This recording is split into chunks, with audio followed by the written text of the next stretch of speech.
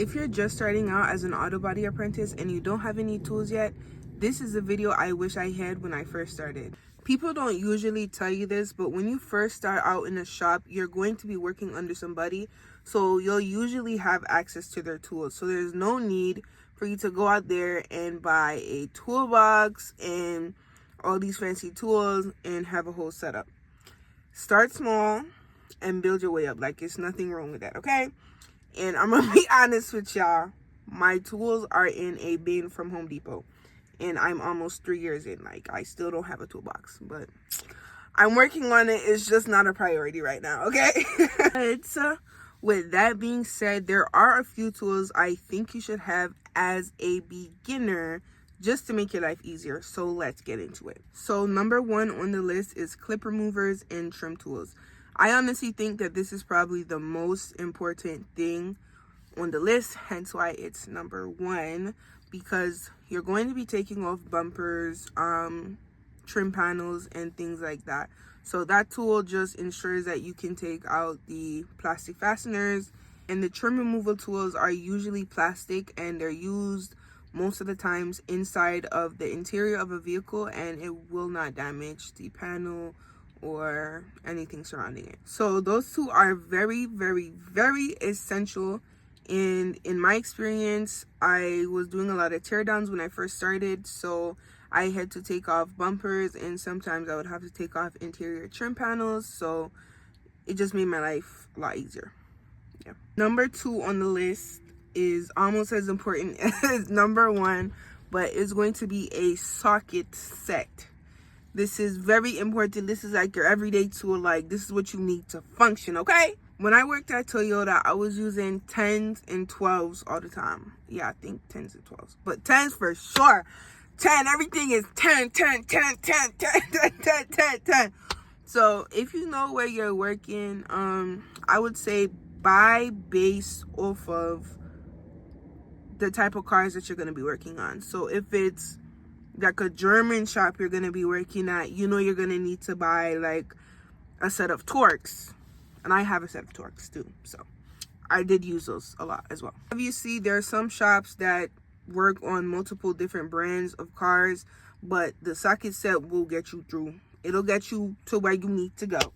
Number three on the list is screwdrivers, Phillips heads, and Torx. So I use these all the time. I mean, this one is kind of self-explanatory. You're going to have to take out screws sometimes. You're going to have to... Sometimes, the flathead screwdriver is good for taking out clips, or... What else is it good for? You're talking like you don't work on cars. What else is it good for? It's good for a lot of things. So yeah, you're gonna need Phillips and Torx because a lot of the parts on cars are held up by them, like the inside of a trim panel.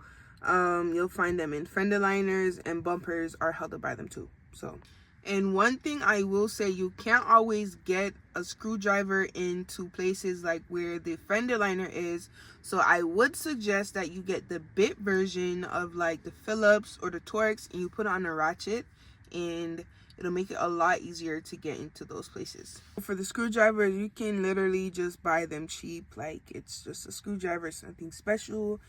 You can even find them at like the dollar store, or I don't know. Where else do you find cheap stuff? But yeah, you can buy it cheap. It does not matter. Okay, so number four on the list is going to be vice grips, pliers, and wire cutters. So vice grips are good for when you're trying to hold something in place, like a panel you're going to weld or whatever it be. It'll hold it in place and it will not move. And pliers are really just good for pulling things or grabbing things that you can't really get out with your hand alone.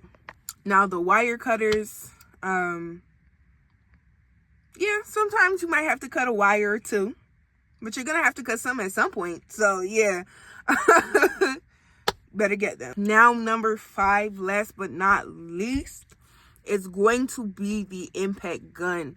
Baby, I have a $99 plus tax rigid impact gun, and I love that gun down. I love that gun down. It came with the battery and the charger and the gun, of course. And that tool is really just for efficiency. You can put your sockets on there. You could do a lot of things with that gun, baby. I felt like the man. I'm not even a man, but I felt like the man when I bought that gun. Like, I felt like I'm in this for sure. But yeah, y'all, there's so much you can do with that gun. Like, you can put your extensions on there. You can put your sockets. You can put your Phillips, your Torx, your whatever you want to put on there. You can put on there. You can probably even put yourself on there. But it is a good tool to have. It's not a tool that you need in the very, very beginning, but it is a good thing to have, and it will make things faster for you. So yeah, guys, those are the main tools that you need as an auto body apprentice that is just starting out in the very, very beginning. And again, don't feel rushed to get tools. Don't feel pressured. So yeah. And honestly, like, I feel like I got a little lazy with the whole buying tools things, because like the guys at my shop are generous enough to allow me to use their tools. But yeah, please, like, if you can, try your best to not use these folks' tools, because some of them are stingy and some of them will report you. They will talk behind your back and say so-and-so used my tool and they didn't bring it back. Listen, like, I try my best not to use people's tools, because they will say, oh, Naya, you had my tool last, where did it go? Knowing you put the tool back. You know you put the tool back. And then next week they coming to you asking you, where is my wrench? Where is my wrench? So another thing I will say, when you use somebody's tool, you show them specifically where you put it back when you put it back. Okay. Another thing I'll say is try to make it a habit to buy tools. Now, I'm not saying buy 10 at once, but at least try buying one every paycheck or so you can start to build up your tools and you don't have to rely on anybody. Okay? I hope you enjoyed this, and I will see you very soon.